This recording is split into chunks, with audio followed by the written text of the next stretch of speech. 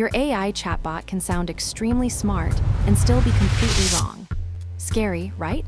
That's exactly why LLM evaluation exists.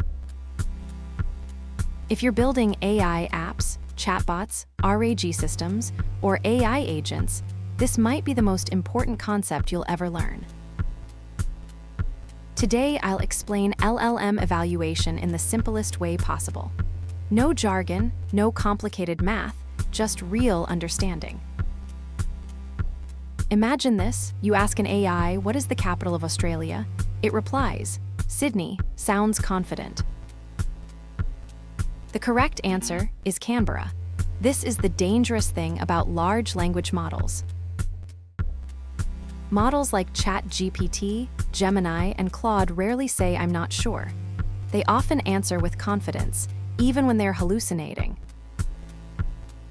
If your AI gives wrong answers in healthcare, finance, legal, or customer support, it can cause serious damage. So the big question becomes, how do we measure whether an AI is actually good? That is LLM evaluation. LLM evaluation, simple definition, testing how good your language model actually is. That's it. Think of it like school exams. Students study, then they take tests because without testing, you don't know who actually learned. Same with AI. Without evaluation, you don't know if your model is accurate, reliable, safe, or useful. It may look smart, but evaluation tells you whether it is smart.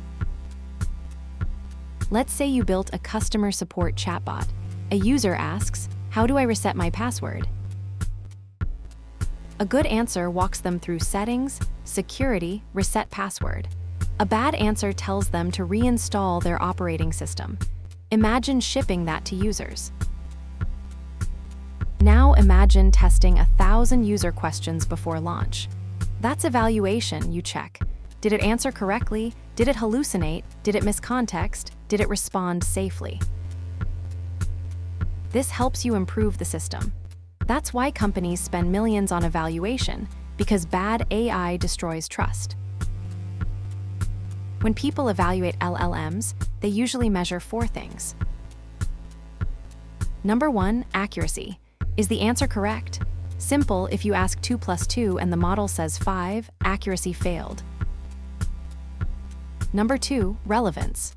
Did it answer what the user actually asked?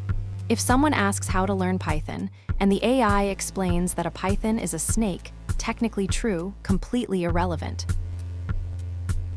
Number 3, hallucination. This is huge. It means the AI makes things up. Fake facts, fake sources, fake confidence. One of the biggest problems in AI today, especially in RAG systems. Number 4, safety. Can the AI avoid harmful output, dangerous advice, toxic content, leaking sensitive data?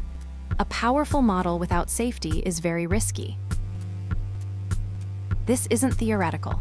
Lawyers have submitted real court filings with fake, AI-invented case citations.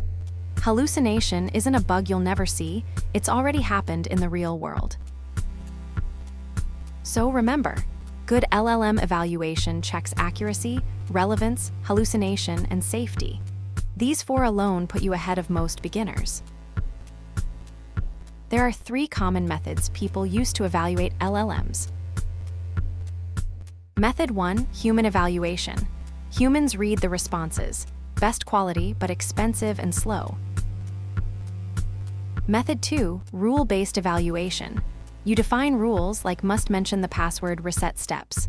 Fast, but rigid.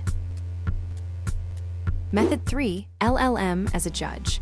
You use one LLM to evaluate another LLM's answer. Mind blown, this scales incredibly well, and it's why modern AI teams love it. So which one should you use? Start with rule-based checks for the obvious stuff, add LLM-as-a-Judge to scale across thousands of examples, and bring in real humans for anything high stakes. Here's the biggest takeaway. Most people focus on building AI. Smart people focus on evaluating it. A model that sounds intelligent is not enough. You need proof, you need metrics, you need evaluation. So next time someone says, "We built an amazing AI product," ask them one question. How did you evaluate it? That question separates hype from real AI engineering. You don't need a fancy evaluation framework to start. Pick 10 real questions your users actually ask, run them through your model, and check the 4 things yourself. If you learned something today, subscribe. I'll break down AI, RAG, LLM, and agents in beginner-friendly videos every week. See you in the next one.